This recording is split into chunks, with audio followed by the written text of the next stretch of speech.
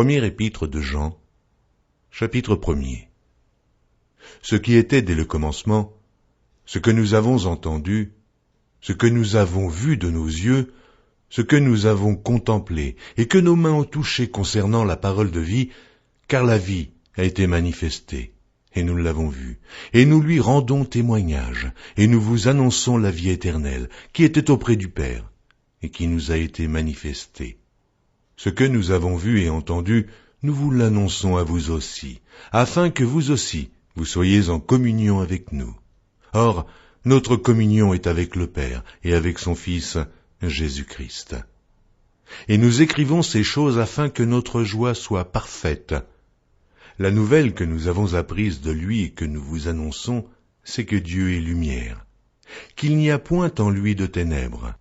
Si nous disons que nous sommes en communion avec lui, et que nous marchions dans les ténèbres, nous mentons, et nous ne pratiquons pas la vérité. Mais si nous marchons dans la lumière, comme il est lui-même dans la lumière, nous sommes mutuellement en communion, et le sang de Jésus, son Fils, nous purifie de tout péché. Si nous disons que nous n'avons pas de péché, nous nous séduisons nous-mêmes, et la vérité n'est point en nous. Si nous confessons nos péchés, il est fidèle et juste pour nous les pardonner, et pour nous purifier de toute iniquité. Si nous disons que nous n'avons pas péché, nous le faisons menteur, et sa parole n'est point en nous. Première épître de Jean, chapitre 2. Mes petits enfants, je vous écris ces choses afin que vous ne péchiez point. Et si quelqu'un a péché, nous avons un avocat auprès du Père, Jésus-Christ, le juste. Il est lui-même une victime expiatoire pour nos péchés, non seulement pour les nôtres, mais aussi pour ceux du monde entier. Si nous gardons ses commandements, par là nous savons que nous l'avons connu. Celui qui dit « je l'ai connu » et qui ne garde pas ses commandements est un menteur, et la vérité n'est point en lui. Mais celui qui garde sa parole, l'amour de Dieu est véritablement parfait en lui. Par là, nous savons que nous sommes en lui. Celui qui dit qu'il demeure en lui doit marcher aussi comme il a marché lui-même. Bien-aimés, ce n'est pas un commandement nouveau que je vous écris, mais un commandement ancien, que vous avez eu dès le commencement. Ce commandement ancien, c'est la parole que vous avez entendue. Toutefois, c'est un commandement nouveau que je vous écris. Ce qui est vrai en lui et en vous, car les ténèbres se dissipent, et la lumière véritable paraît déjà. Celui qui dit qu'il est dans la lumière et qui est son frère est encore dans les ténèbres. Celui qui aime son frère demeure dans la lumière, et aucune occasion de chute n'est en lui. Mais celui qui est son frère est dans les ténèbres, il marche dans les ténèbres, et il ne sait où il va, parce que les ténèbres ont aveuglé ses yeux. Je vous écris, petits enfants, parce que vos péchés vous sont pardonnés à cause de son nom. Je vous écris, Père, parce que vous avez connu celui qui est dès le commencement. Je vous écris, jeunes gens, parce que vous avez vaincu le malin. Je vous ai écrit, petits enfants, parce que vous avez connu le Père. Je vous ai écrit, Père, parce que vous avez connu celui qui est dès le commencement. Je vous ai écrit, jeunes gens, parce que vous êtes forts et que la parole de Dieu demeure en vous et que vous avez vaincu le malin. N'aimez point le monde, ni les choses qui sont dans le monde. Si quelqu'un aime le monde, l'amour du Père n'est point en lui. Car tout ce qui est dans le monde, la convoitise de la chair, la convoitise des yeux et l'orgueil de la vie, ne vient point du Père, mais vient du monde. Et le monde passe, et sa convoitise aussi. Mais celui qui fait la volonté de Dieu demeure éternellement. Petits enfants, c'est la dernière heure. Et comme vous avez appris qu'un antéchrist vient, il y a maintenant plusieurs antéchrists. Par là, nous connaissons que c'est la dernière heure. Ils sont sortis du milieu de nous, mais ils n'étaient pas des nôtres. Car s'ils eussent été des nôtres, ils seraient demeurés avec nous. Mais cela est arrivé afin qu'il fût manifeste que tous ne sont pas des nôtres. Pour vous, vous avez reçu l'onction de la part de celui qui est saint, et vous avez tous de la connaissance. Je vous ai écrit, non que vous ne connaissiez pas la vérité, mais parce que vous la connaissez, et parce qu'aucun mensonge ne vient de la vérité.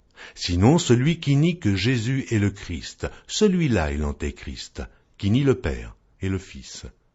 Quiconque nie le Fils n'a point non plus le Père. Quiconque confesse le Fils a aussi le Père. Que ce que vous avez entendu dès le commencement demeure en vous. Si ce que vous avez entendu dès le commencement demeure en vous, vous demeurerez aussi dans le Fils et dans le Père. Et la promesse qu'il nous a faite, c'est la vie éternelle. Je vous ai écrit ces choses au sujet de ceux qui vous égarent. Pour vous, l'onction que vous avez reçue de lui demeure en vous, et vous n'avez pas besoin qu'on vous enseigne.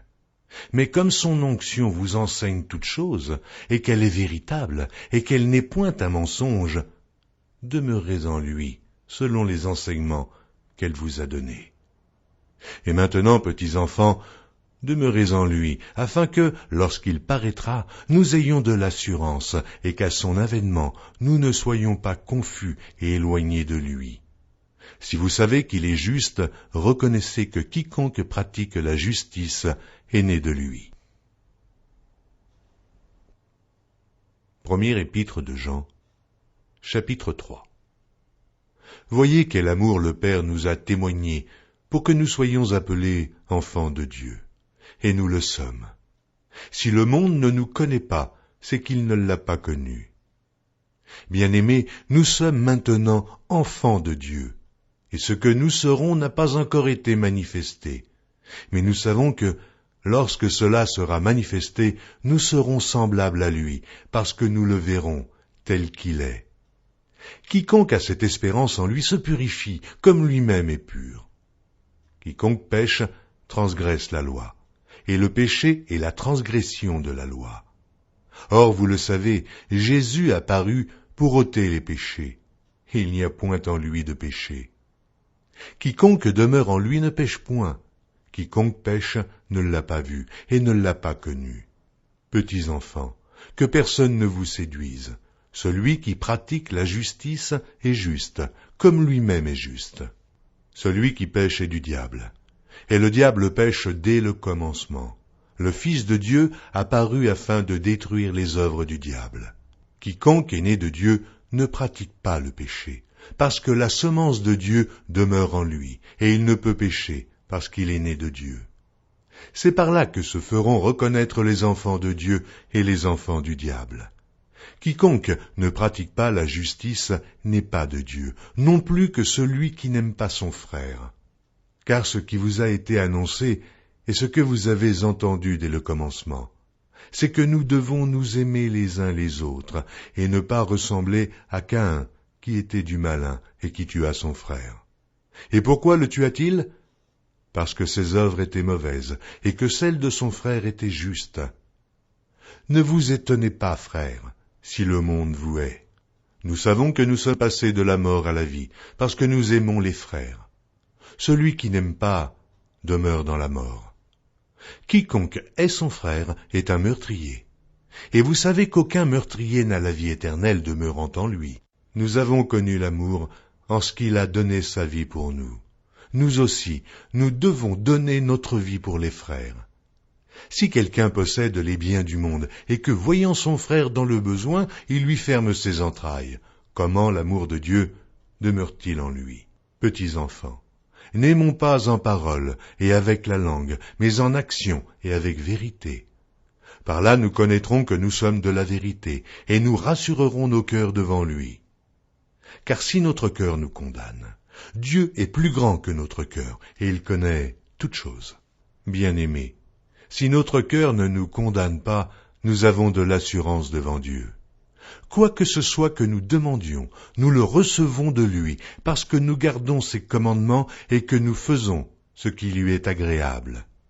Et c'est ici son commandement, que nous croyions au nom de son Fils Jésus-Christ, et que nous nous aimions les uns les autres selon le commandement qu'il nous a donné. Celui qui garde ses commandements demeure en Dieu, et Dieu en lui. Et nous connaissons qu'il demeure en nous par l'Esprit qu'il nous a donné. Première épître de Jean, chapitre 4. Bien-aimés, n'ajoutez pas foi à tout esprit, mais éprouvez les esprits pour savoir s'ils sont de Dieu. Car plusieurs faux prophètes sont venus dans le monde. Reconnaissez à ceci l'Esprit de Dieu. Tout esprit qui confesse Jésus-Christ venu en chair est de Dieu. Et tout esprit qui ne confesse pas Jésus n'est pas de Dieu. C'est celui de l'Antéchrist dont vous avez appris la venue et qui maintenant est déjà dans le monde. Vous, petits enfants, vous êtes de Dieu, et vous les avez vaincus parce que celui qui est en vous est plus grand que celui qui est dans le monde. Eux, ils sont du monde. C'est pourquoi ils parlent d'après le monde, et le monde les écoute. Nous sommes de Dieu. Celui qui connaît Dieu nous écoute. Celui qui n'est pas de Dieu ne nous écoute pas. C'est par là que nous connaissons l'esprit de la vérité et l'esprit de l'erreur. Bien-aimés, aimons-nous les uns les autres, car l'amour est de Dieu, et quiconque aime est né de Dieu et connaît Dieu. Celui qui n'aime pas n'a pas connu Dieu, car Dieu est amour. L'amour de Dieu a été manifesté envers nous en ce que Dieu a envoyé son Fils unique dans le monde, afin que nous vivions par lui. Et cet amour consiste, non point en ce que nous avons aimé Dieu, mais en ce qu'il nous a aimés et a envoyé son Fils comme victime expiatoire pour nos péchés. Bien-aimés, si Dieu nous a ainsi aimés, nous devons aussi nous aimer les uns les autres. Personne n'a jamais vu Dieu. Si nous nous aimons les uns les autres, Dieu demeure en nous et son amour est parfait en nous. Nous connaissons que nous demeurons en lui et qu'il demeure en nous, en ce qu'il nous a donné de son esprit. Et nous avons vu et nous attestons que le Père a envoyé le Fils comme sauveur du monde. Celui qui confessera que Jésus est le Fils de Dieu, Dieu demeure en lui et lui en Dieu. Et nous avons connu l'amour de Dieu. Et nous avons connu l'amour que Dieu a pour nous, et nous y avons cru. Dieu est amour, et celui qui demeure dans l'amour demeure en Dieu, et Dieu demeure en lui. Tel il est, tel nous sommes aussi dans ce monde. C'est en cela que l'amour est parfait en nous, afin que nous ayons de l'assurance au jour du jugement. La crainte n'est pas dans l'amour. Mais l'amour parfait bannit la crainte, car la crainte suppose un châtiment, et celui qui craint n'est pas parfait dans l'amour. Pour nous l'aimons, parce qu'il nous a aimés le premier. Si quelqu'un dit « J'aime Dieu » et qu'il haïsse son frère, c'est un menteur, car celui qui n'aime pas son frère qu'il voit, comment peut-il aimer Dieu qu'il ne voit pas? Et nous avons de lui ce commandement, que celui qui aime Dieu aime aussi son frère. Première épître de Jean, chapitre 5. Quiconque croit que Jésus est le Christ est né de Dieu, et quiconque aime celui qui l'a engendré aime aussi celui qui est né de lui. Nous connaissons que nous aimons les enfants de Dieu lorsque nous aimons Dieu, et que nous pratiquons ses commandements. Car l'amour de Dieu consiste à garder ses commandements, et ses commandements ne sont pas pénibles. Parce que tout ce qui est né de Dieu triomphe du monde, et la victoire qui triomphe du monde, c'est notre foi. Qui est celui qui a triomphé du monde, sinon celui qui croit que Jésus est le Fils de Dieu? C'est lui, Jésus-Christ, qui est venu avec de l'eau et du sang, non avec l'eau seulement, mais avec l'eau et avec le sang. Et c'est l'Esprit qui rend témoignage, parce que l'Esprit est la vérité. Car il y en a trois qui rendent témoignage, l'Esprit, l'eau et le sang, et les trois sont d'accord. Si nous recevons le témoignage des hommes, le témoignage de Dieu est plus grand, car le témoignage de Dieu consiste en ce qu'il a rendu témoignage à son Fils. Celui qui croit au Fils de Dieu a ce témoignage en lui-même. Celui qui ne croit pas, Dieu le fait menteur, puisqu'il ne croit pas au témoignage que Dieu a rendu à son Fils. Et voici ce témoignage. C'est que Dieu nous a donné la vie éternelle, et que cette vie est dans son Fils. Celui qui a le Fils a la vie. Celui qui n'a pas le Fils de Dieu n'a pas la vie. Je vous ai écrit ces choses afin que vous sachiez que vous avez la vie éternelle, vous qui croyez au nom du Fils de Dieu. Nous avons auprès de lui cette assurance que si nous demandons quelque chose selon sa volonté, il nous écoute. Et si nous savons qu'il nous écoute, quelque chose que nous demandions, nous savons que nous possédons la chose que nous lui avons demandée. Si quelqu'un voit son frère commettre un péché qui ne mène point à la mort, qu'il prie, et Dieu donnera la vie à ce frère. Il la donnera à ceux qui commettent un péché qui ne mène point à la mort. Il y a un péché qui mène à la mort. Ce n'est pas pour ce péché-là que je dis de prier. Toute iniquité est un péché, et il y a tel péché qui ne mène pas à la mort. Nous savons que quiconque est né de Dieu ne pêche point. Mais celui qui est né de Dieu se garde lui-même, et le malin ne le touche pas. Nous savons que nous sommes de Dieu, et que le monde entier est sous la puissance du malin. Nous savons aussi que le Fils de Dieu est venu, et qu'il nous a donné l'intelligence pour connaître le véritable. Et nous sommes dans le véritable, en son Fils, Jésus-Christ. C'est lui qui est le Dieu véritable et la vie éternelle. Petits enfants, gardez-vous des idoles. Deuxième épître de Jean. L'Ancien, à Kyria, l'élu et à ses enfants que j'aime dans la vérité. Et ce n'est pas moi seul qui les aime, mais aussi tous ceux qui ont connu la vérité. À cause de la vérité qui demeure en nous et qui sera avec nous pour l'éternité. Que la grâce, la miséricorde et la paix soient avec vous de la part de Dieu le Père et de la part de Jésus-Christ, le Fils du Père, dans la vérité et la charité. J'ai été fort réjoui de trouver de tes enfants qui marchent dans la vérité, selon le commandement que nous avons reçu du Père. Et maintenant, ce que je te demande, Kyria, non comme te prescrivant un commandement nouveau, mais celui que nous avons eu dès le commencement, c'est que nous nous aimions les uns les autres. Et l'amour consiste à marcher selon ses commandements.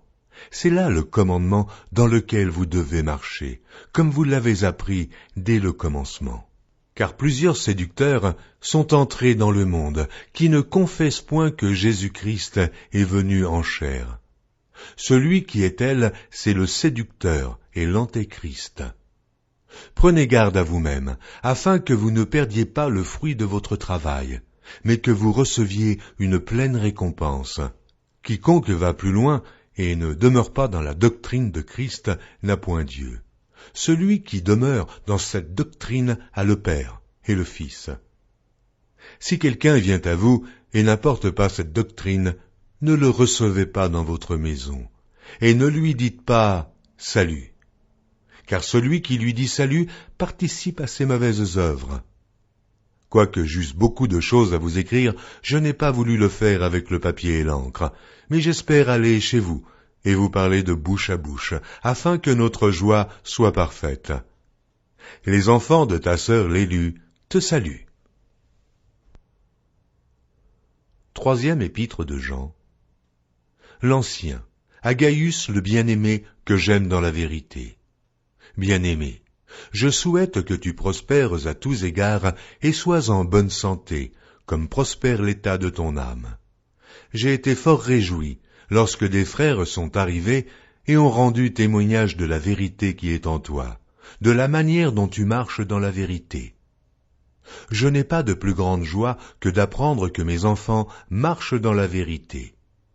Bien-aimé, tu agis fidèlement dans ce que tu fais pour les frères, et même pour les frères étrangers. Bien-aimé, tu agis fidèlement dans ce que tu fais pour les frères, et même pour des frères étrangers, lesquels ont rendu témoignage de ta charité en présence de l'Église. Tu feras bien de pourvoir à leur voyage d'une manière digne de Dieu. Car c'est pour le nom de Jésus-Christ qu'ils sont partis sans rien recevoir des païens. Nous devons donc accueillir de tels hommes, afin d'être ouvriers avec eux pour la vérité.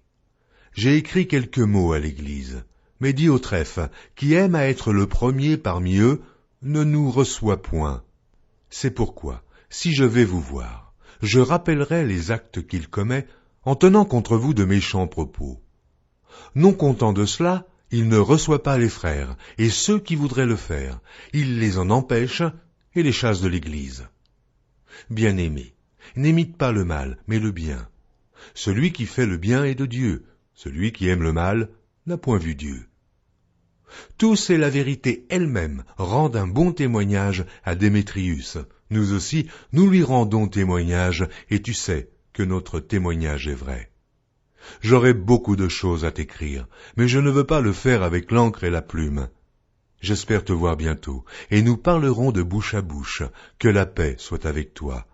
Les amis te saluent, salue les amis, chacun en particulier.